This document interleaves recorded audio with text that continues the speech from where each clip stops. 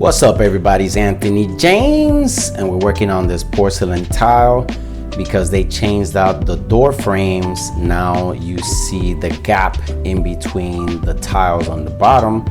So now it's our job to fill it and make it nice and pretty. Of course, we're using our Vivid, KBOND Vivid. Is a vinyl ester adhesive. It's really good for like light colors. Putting my special powder right there, and I'm gonna tell you what it is. And then I'm adding a little bit of white color. So one of the most important parts is matching the color so that it can disappear.